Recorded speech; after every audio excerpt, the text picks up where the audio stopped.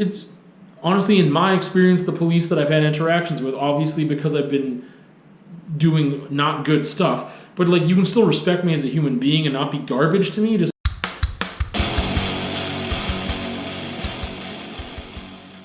gotta say now, if you can hear external yelling outside, I love the studio, I love the location, but it's the one thing I hate, being right downtown, across from the mall. There's this bus stop right here too, and there's these people out there yelling. I don't know what they're yelling about. Like, I can kind of hear words every once in a while. This guy was like, "You get a job." Like, no fight broke out or anything yet, but I mean, like, there's people just yelling at each other, and it's frustrating. Anyway, continuing.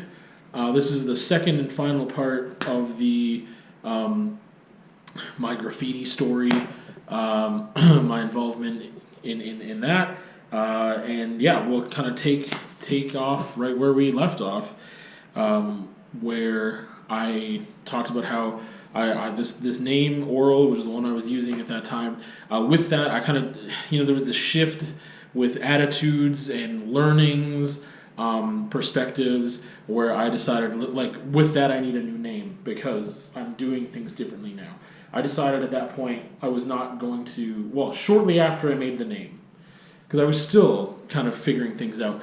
I remember the first maybe month or so of using that name, I was still hitting private property like a complete jerk. So I was still tagging up people's garages and sides of their houses and crap like that. But shortly after using this name for a little bit and getting a little better with it, and then my attitudes continued to change and shift, I was like, you know what? Only city property. Because that makes sense with my, I guess, politics at that time, or my philosophy of vandalizing at that time, that I was like, I'm just going to hit city property only. It was also more challenging because there's less opportunities, but there are better opportunities, and again, more challenging spots to hit that were highly visible. And also I wasn't having to, I just felt better about it, like morally or whatever you want to call it, that I'm making the city pay for this directly, rather than like I am attacking someone's home and they have to cover it up or whatever. And fun fact, years later, after I had like stopped, there's actually this place by my mom's house that I had tagged, and they just like didn't paint over it for a long time, and then eventually, I think there were new owners, they just rolled over it with white in like a couple spots, and it looked really gross and patchy. You could still see what was underneath it, and I like felt really weird about it, and because I would see it all the time whenever I go visit my mom, and I went up to the house one day and I was like, hey, I just want to like know, like, and I told them like I had tagged this back in the day, like, oh yeah, we're new owners and stuff, and I was like, could I like paint that for you? Like I could do like a mural or something or whatever. I could do something. And then they're like, no, it's fine. And I was like, okay, whatever. And they just left it, and it still looks like crap to this day, I think. Anyway, that was an aside. But yeah, it was more challenging to find spots. And you could say, obviously, like, oh, well, the taxpayer is still having to pay for it because, like, depending on the amount of graffiti, there's, like, a budget for the city for cleanup, blah, blah, blah. It still goes back to the individual, but not in the same way, obviously. Not like someone just wakes up and they're like, oh, great, like, I'm going to work, and now I realize my fence is all tagged up. That's fun. Like, so, yeah, with time, I changed my attitude about that as well and cared more about that kind of stuff. So, I mean, churches were never something I tagged anyway. That's like a curse. So, I decided city property only. And yeah, kind of also highlighting the fact that this really was like the Saskatoon Police Service basically works for the city. And it was more of like an affront against that. Conversations about city space as well kind of came into this. So probably at the end we'll wrap things up and talk more about the politics and philosophies that I had at that time. So I was using this name, Oral.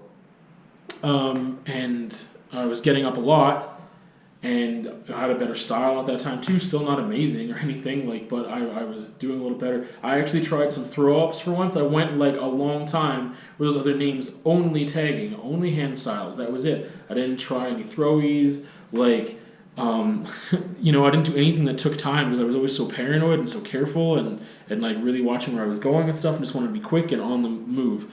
And then so there were a couple throwies that I tried, and obviously they weren't very good because it was my first time trying something like that. Again, reiterating, I never really touched a train. But yeah, so I continued working with that name, and then eventually I had some roommates that I moved in with that were new to me, and I would go out and do this stuff, and they wanted to tag along, no pun intended. And I was like, I don't know, like that sketches me out. Like I don't know about that because they weren't like really. It wasn't like a sincere like, man, we love graffiti, we love this culture. It was more of just like, well, it's like a badass thing to do. I want to try that, and it was like I kind of got that sense from both of them, and especially one I kind of felt almost more responsible for in a way, and so I didn't really want him to go out doing stuff. And eventually he stopped, and I was like, okay, cool. But this other idiot, he wanted to keep going out with me, and I started to like teach him some stuff and like help him with his style, and he created his name and whatever, and so yeah, I am. Helping him with the style is the thing that's going to become problematic here. So I decided, like, okay, yeah, like I'll help him out, whatever, and we'll go out and we'll keep going out together. And we all lived in the same house. It was just at that point, I mean, there was a time where there was another roommate, and then there was just three of us, and then we had a different roommate. But I was still going hard. And so there was a time, like, yeah, I think the last time that I can talk about where I was confronted by police and didn't get arrested. And at this time, like I said, I was only hitting city property. So on Circle Drive, and I don't know how to explain this to people who don't have something like in Regina. I think there's Ring Road, and a lot of cities obviously have something like this because like the Deerfoot or something that goes around like the whole city, like a freeway basically that can get you from point A to B really fast instead of going through the city in a traditional way. So I'm trying to think if there's anyone watching in Lethbridge. Lethbridge isn't a big enough city to have something like this. So anyway, so Circle Drive, this freeway basically, there's overpasses and underpasses and stuff that are going on with it, goes around the whole city. And there was this one spot, well, there's more than one spot. We wanted to hit some spots that were high traffic areas that would really get seen. But we were also like, we can't walk to those spots. There's nowhere to run if someone saw us. I mean, it's a big city. It's 3 times the size of Lethbridge.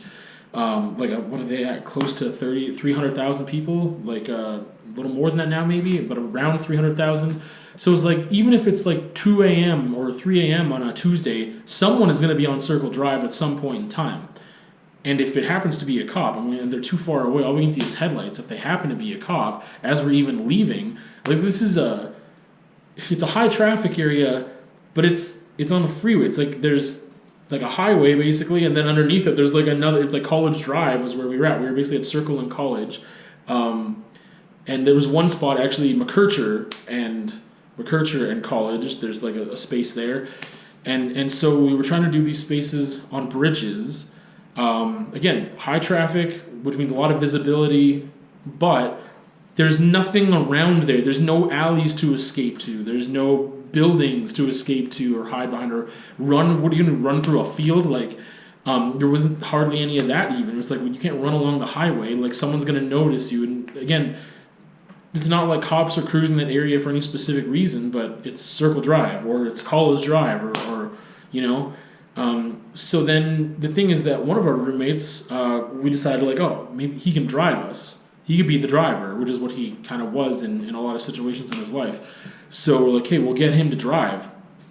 So we decided to do that. And so we were on Circle and College, and we were on Circle Drive, and College was underneath us. And so he kind of pulled over, and we like let ourselves out, and we had spray paint. He had this older car, and he's very much a car guy and knows what he's doing with vehicles. And it had some problems with fuses and stuff as well. And he, I think it was an old Monte Carlo.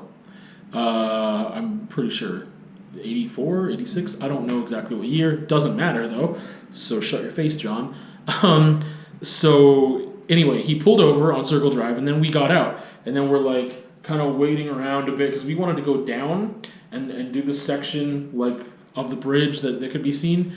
And it's really hard to, like, I wish if I was still in Saskatoon, I would take a picture of it and show you. You can still see where it's been like painted over. There's just like these rectangles that are like really close to the color of the cement, but they're not exactly the cement. So you can see these rectangles there. Anyway, So we finally thought it was clear, and we ran down there. But there's only a couple seconds where there isn't a vehicle, so there's like no vehicle in sight. It's a long straight road, College Drive. So you can see down there like a kilometer or two or something, and see down there like a kilometer or two. And like again, there's not any buildings really in that area. There's like some fields because the university has an agriculture program, and they've got some of those fields there. So it was like, hey, we can't see anything either way right now. But a second later, there'd be some traffic. Anyway, we all tagged it, spray paint, big, and it was just like, hey, and then we like ran back up, and there's like cars or whatever, right? And then he's pulled over on Circle Drive where there's cars going past too. He's pulled over there. And this was late, you know, I don't remember, it was probably a weekday, it was probably like 3 or 4 in the morning. We got back up there, and like, you know, cars had passed him and stuff. And we went back up, we got back in the car, and like, apparently, I don't remember it smelling like spray paint, but I mean, like, if I had some on my gloves or something, maybe it did, I don't know. And there's 3 of us in the back, was there 3 of us in the back seat? Why would there'd be 3 of us in the back seat? I think there were. There was no one in the passenger seat though. So I don't know why all 3 of us would be stuffed back there. Maybe it was just 2 of us back there. I don't remember, but I was in the back seat for sure. Anyway, as he is, like he pulls out, and there's like headlights behind us and stuff that are coming eventually. So he pulls out, starts going, and then it's police, and they pull us over almost right away after he pulls out. And they stop us, and he like does something with one of the fuses, and like I don't know, he like purposely like blew a fuse or pretended to. I don't remember exactly now, because anyway they pulled over, and he's like, oh, what are you doing? Like, what are you doing out here? He's like, oh, I blew a fuse. And then he has like fuses in his trunk. Like I said, he's like this mega car guy who just can fix almost everything on his own. So he kind of distracted them with that, and then he like went to the trunk, and he was really good at talking. So anyway, they kind of like looked in the back a bit, but I don't think they made us get out or anything because we had spray paint with us and stuff. And then, you know, there wasn't any other weird stuff going on. There wasn't like any reports of anything. And because they were on the top, they didn't see what we just did on the bottom. So they were on the top of Circle, like they're on Circle Drive, not on College Drive. And so it was just like, geez, like we just painted that. There's a little bit of like paint smell. And then and they had us pull over for like 10 minutes, and it was like, oh my goodness. And we didn't have to get out or anything. So that was good. And then he just like, you know, really talked him up, and was just talking about like, oh yeah, I blew his fuse, whatever. No, it's fine. Like, we don't need any help. Like, I'm good. Like, I got some stuff in the back here. And he went to the trunk and got his fuse box and stuff. And he's like, yeah, I'll be fine. Like, this happened before or something. And he said that's why he was pulled over, I think. And then they left, and it was like, oh my goodness. It was like crazy. It was just, you know, in that moment, it was just such a big deal too. But I think that was the last time that I got like confronted by police and didn't get arrested. And yeah, then we go to the kind of finale. Like, I was, you know, like I said, I was getting up a lot. I was really enjoying myself doing it. I began at some point also to kind of use graffiti and vandalism as a coping mechanism, because like sometimes I would have a really crappy time and I'd want to go out that night, and I don't know yet if it was a positive or negative coping mechanism or somewhere in between in the way I was using it, because, you know, like I should be more clear-headed when I go out and do stuff like that and not so distracted with my emotions or whatever, and I should be doing it for other reasons. But anyway, you know, every once in a while I would still go out with the roommate. We had taken pictures. We just started taking pictures of some of our stuff, and I had that in a little photo album or whatever. But it wasn't like us like posing with it. It was just pictures of the tags by themselves and places where we've done it. And they were crappy pictures too. Anyway, and this is when you'd have to get it developed too. Like I didn't have a smartphone. Like I had a flip phone. I had like an LG. I don't remember what it was called. Yeah, so the smartphones weren't really a thing then yet. This is still like mid-late 2000s, and yeah, so we had to get them developed at a lab and get like prints back. Anyway, so we get to this point where my roommate The one room. Okay, this time we've got 4 of us living in this house. One of them who used to come tagging with us and then stopped, and I was like, okay, good, because I don't have to be responsible for that anymore. I'd feel bad. This other dude, my roommate, and then we had this other guy who was living with us at that point, who was just like a total sweetheart, just a real salt of the earth guy. And so me and the one roommate who's still tagging with me, we decided to go tagging that night. But we ended up like also like seeing a friend of his somewhere, and then like that, I don't know, like he was drinking a little bit as well. So we walked from our place, which is by Evan Hardy, we walked to Sutherland. And so then we walked there. I don't think we did any tagging on the way there, but we were at this woman's house, and like I don't remember staying there very long at all. And like I said, he was a little drunk, and I was just like, oh man, I wish you didn't drink. Like, it just sketches me out now because you're not like fully here and aware. He was just kind of an idiot, and so not like, well, whatever. Anyway, so we went to Central. We went down Central Ave, which is a pretty busy area for Sutherland, but I mean at like 3 in the morning or whatever time it was. I don't remember if it was a weekend or not. I'm pretty sure the bars are already let out though, whatever day of the week it was, and it wasn't that busy in that area at that time, but that is the busiest street in Sutherland normally. So there's still some traffic. But we're on Central and Gray. There used to be, I don't know, so there's like a chiropractic clinic by the like Robin's Donuts, kind of a little bit. It's kind of isolated from that, and the train tracks go kind of right through there. So we are here on Central. Gray Avenue is here. There's no street or anything this way. Gray just comes off here, and there's train tracks kind of cutting through this way, and the train yard is right here, and it kind of runs parallel to Gray Avenue. So we're going down Central. And we hadn't really done much tagging or anything, but then there's this chiropractic clinic. If my memory serves me correctly, that's what it was. Maybe it was massage therapy, something like that. And it has like this lit up oval, I think it was oval sign. And we had markers and spray paint with us. And I remember my roommate, he went like just didn't even like. He didn't really look. He wasn't really paying attention. He didn't say anything. He just like ran over. I went and started to tag this thing. Just like ran over there, but there was a truck. It was parked on 115th and Central. Like Central, there's Gray Avenue, and then there's 115th, which has lights. And the truck was going like it's we could see its tail lights basically. So it was going in the same direction we were. It wasn't like they were looking right at us. But still, that person could look in their rear view and their side mirror, they could shoulder check, and they could see us. It was parked at a red light, and he like went and tagged this thing, and I was like, what the heck? And I didn't do that, and he came back, and I was like, dude, there's this truck there, and he was like, like he was like running like an idiot, and just like didn't think it was a big deal. Well, the truck starts going in reverse, and we're like, holy crap. We run, the truck goes down like it does a U-E or whatever it does, and it goes down Gray Avenue because we're like in the train yard parallel to Gray Avenue.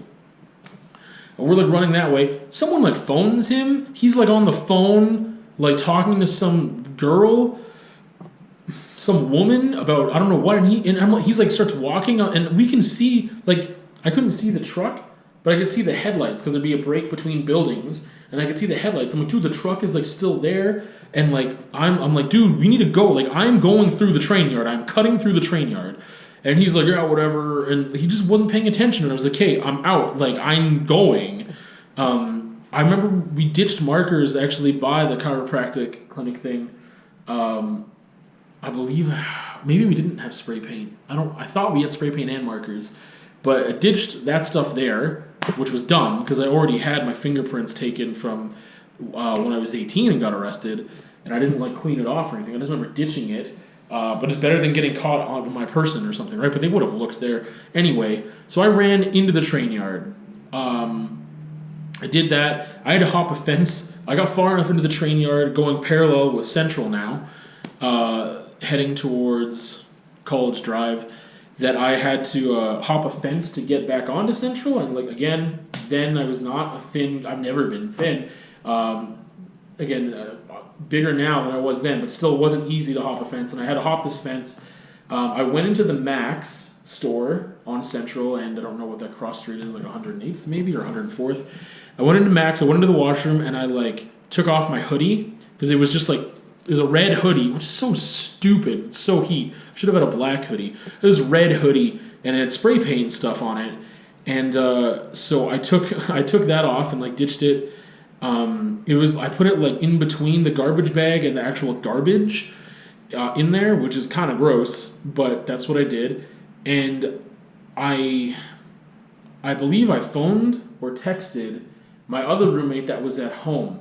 And I was like, yo, you gotta come pick me up, like, blah, blah, blah, blah. I just told him real quick what happened, because I was like, man, the cops are gonna be here, like, whatever. And I saw cops go that way, down Central, and I was, like, off of Central now by, like, half a block. And it was like, I'll meet you at this, like, park. There was, like, a school park or whatever. And so it was a couple blocks away. And then so I waited there, just lying down in, like, the dirt underneath, like, a slide or something. And then he came, and then I was like, got in, and he's like, where's oh, shouldn't have said that name. I'll censor that out. So he's like, where's, and then I was like, yeah, he's still back there like an idiot, like he wasn't listening to me, he was like drunk, I don't know what happened, blah, blah, blah, blah. I told him what happened, we went home. It was like 4 or 5 in the morning at this point. I'm waiting around for a bit. Dude doesn't come back.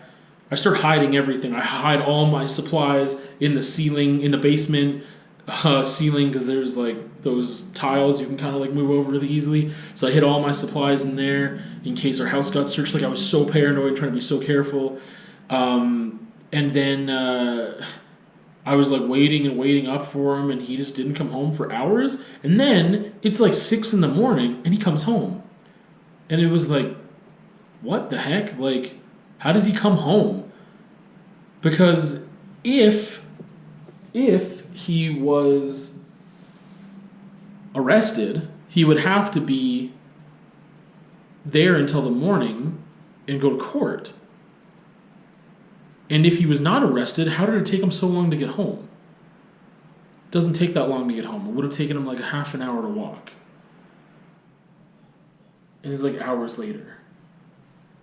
So I was like, something's not right here. And he like didn't want to talk. He was like, I'm really tired or whatever. He just like went straight to his room. And I was like, what the heck?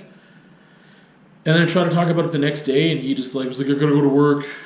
And I was like, I don't understand. And then eventually I got him to talk, and he was saying like, well, cops came, and then I just told them I didn't know anything, and then they like left or whatever.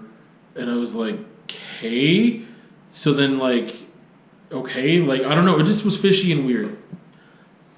So a couple days go by, I get a little more comfortable and less paranoid. I'm like, okay, like nothing's happened, whatever, right?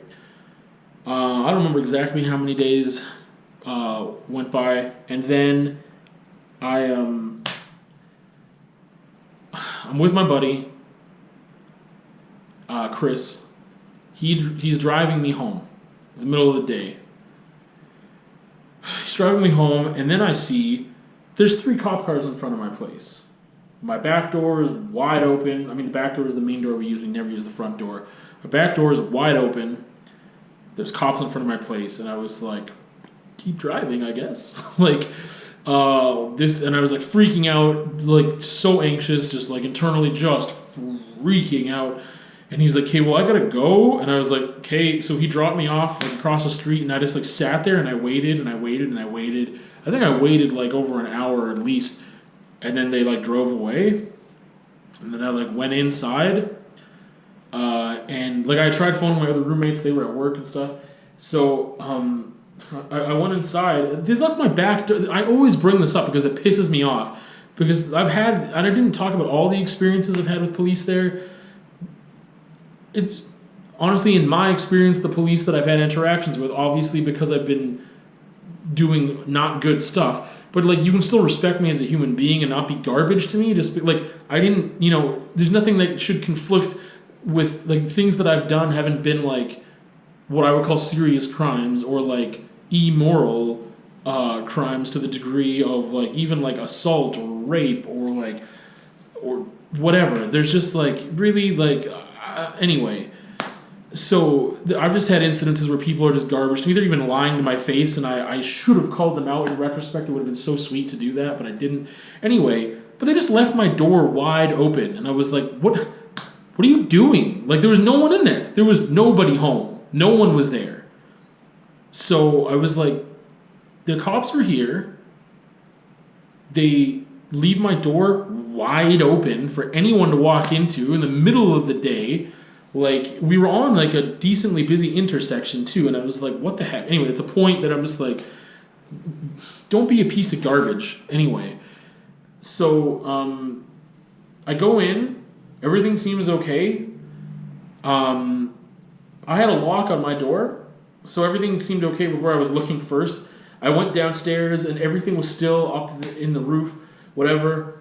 I kind of get to my roommate's room, and his room is completely fine. My room is kicked in. The door's kicked in because I had a lock on it.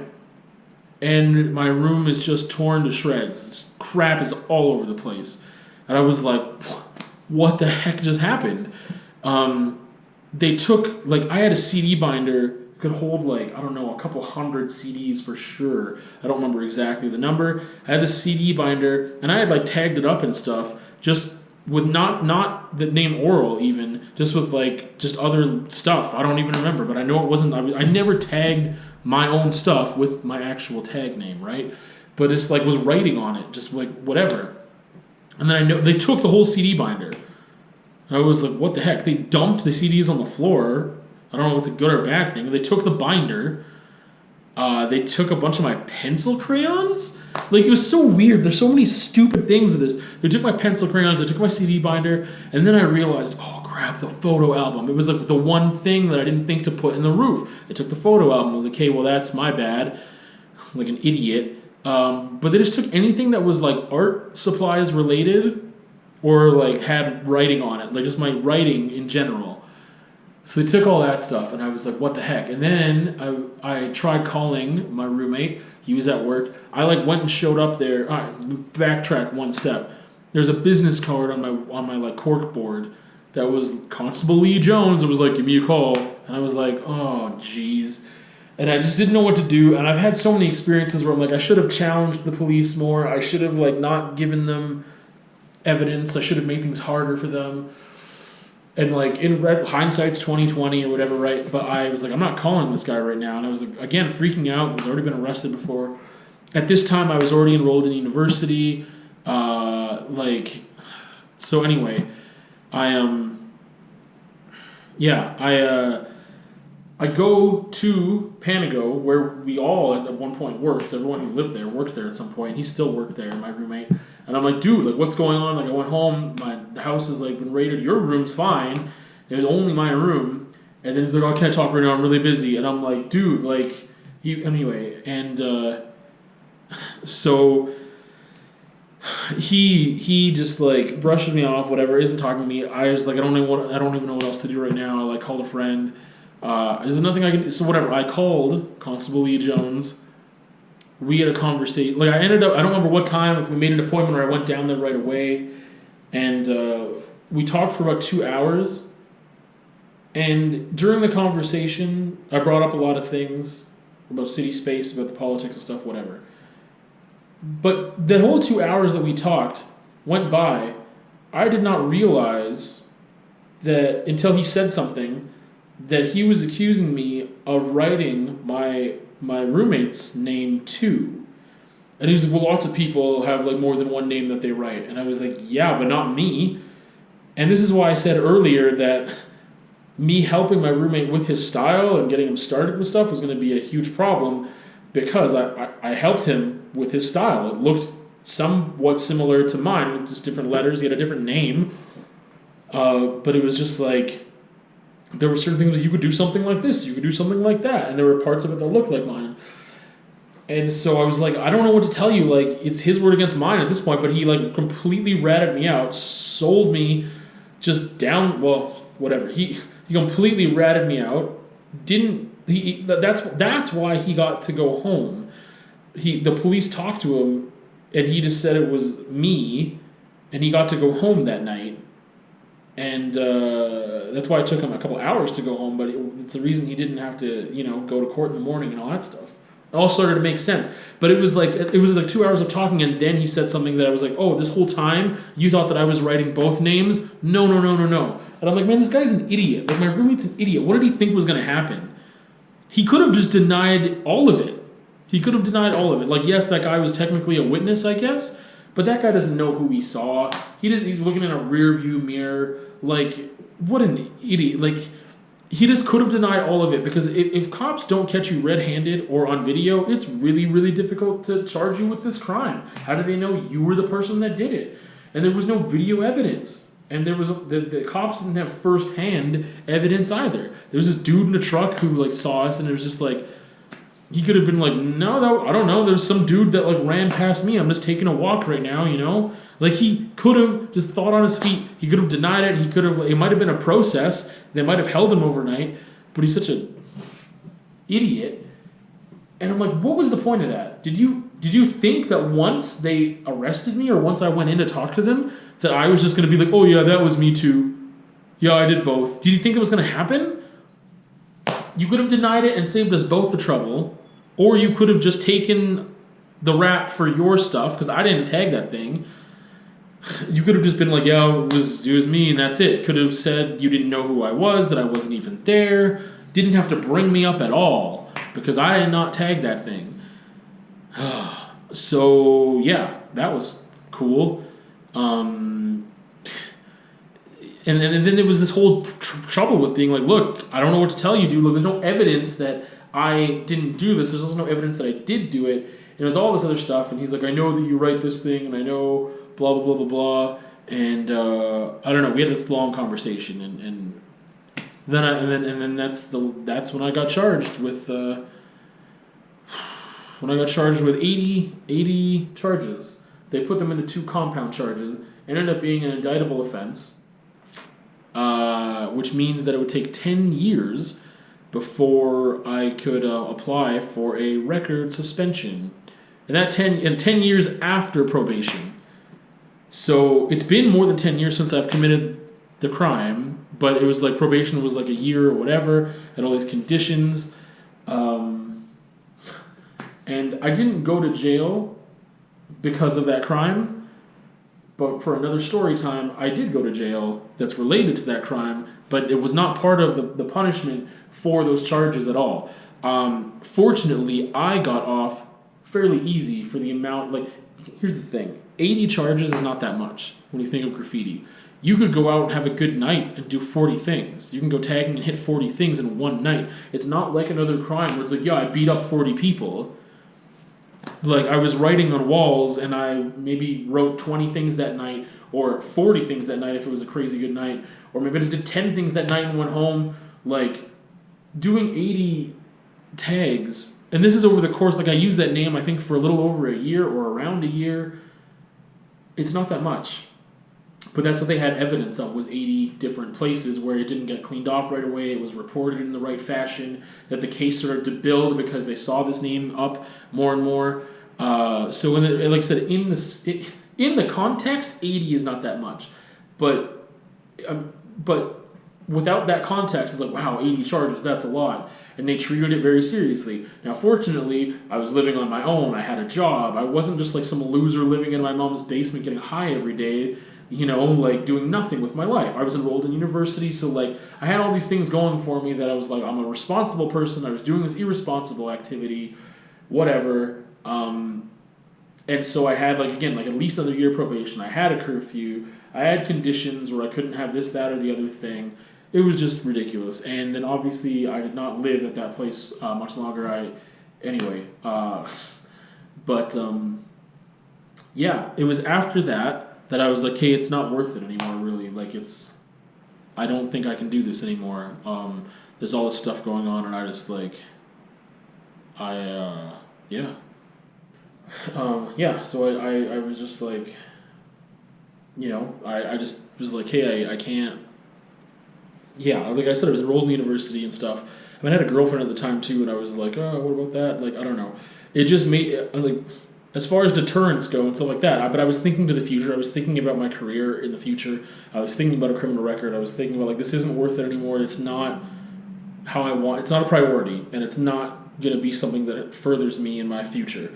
The experience, I don't regret those experiences necessarily. I wish I didn't get caught, especially that way. I might have stopped on my own. I might have felt like I accomplished what I needed to and stopped. I don't know. There were still times where it was still like an adrenaline rush. It was still a thrill. It was still fun, but it was also more serious and political at times too. There was a lot of reasons why I did it and why I kept doing it. Like I said, I might have stopped at some point. I don't know. But I didn't get an opportunity to stop on my own terms. And it wasn't just because the police got the best of me and they caught me with great detective work. It was because my idiot roommate ratted me out for his crime, and then for his crimes and mine. And then he, of course, like I said, what did he think was going to happen? That I was just going to roll over and be like, oh yeah, I guess I did that too. No, I didn't. So then he got arrested too, and then he got charged as well, I think. He might have had a conditional thing and not ended up with a record for all I know. And that's the thing, he was so concerned about that's why he ratted me out. And I was like, what did you think was going to happen?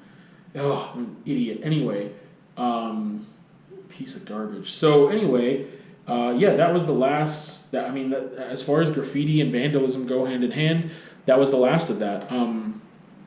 After that, I started doing legal graffiti just on like canvas and stuff for like friends as gifts, and started doing more of that on my own before I started university. And I made my first abstract piece, which I actually still have. I don't even think I have a picture of it, but maybe I have a picture of it, but I have it in my home.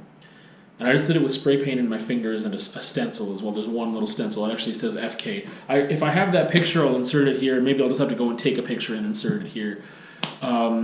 Because the medium of spray paint that I was using a lot of the time for illegal graffiti lent itself great to, or just graffiti in itself inspired, like, I thought drips and splatters were just so sexy, and like using all these colors and stuff, and that lent itself to abstract work, and just kind of like, I was trying to make backgrounds for these, like, I would use paint markers and do like these graffiti pieces, people's names or something stupid like that, as just like gifts.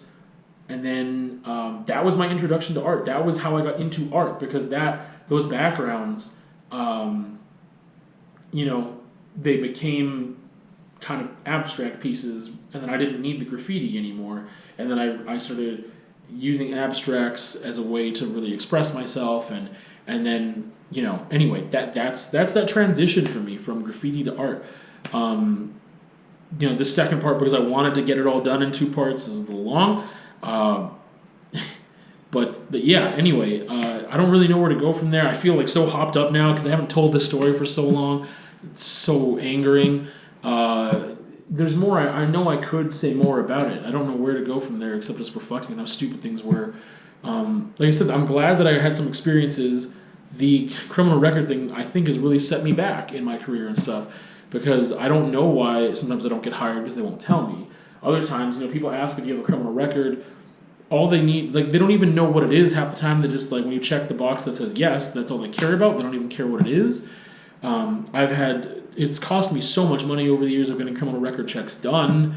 And like, I had to for some jobs, but then after that, you've got to do this thing or a child intervention check, or like, anyway, the record suspension thing too. That application alone costs over $600, and then there's all this other money that goes before that, like getting a specific kind of criminal record check done for those purposes, and another thing done for that. And then you have to get documents for this, then you got to send all this stuff. And then, anyway, it's coming up to the time where I'm going to have to apply for that.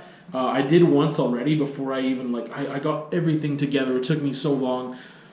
And I sent the check, and then I got the check back. I didn't get any other money, I couldn't get any other money back for the things I needed.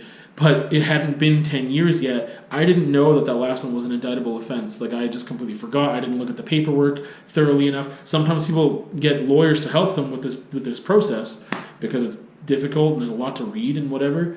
And I just didn't, do enough research, didn't read it, and I was 10 years. I thought I could apply after 5 years. Anyway. So that's the story. That's the tail end of all the illegal graffiti. I don't really do much with letter structure nowadays. I kind of translated those skills into making like band logos and stuff for a while. I would just like write on paper, scan it, manipulate it in Photoshop, take my own photos for backgrounds, make logos for the bands I was in, make posters, make other band logos. I didn't like really make any money off that. I don't think I charged anybody for anything that I've done. But I mean, those are skills, and I still like letters. I don't take the time to do anything.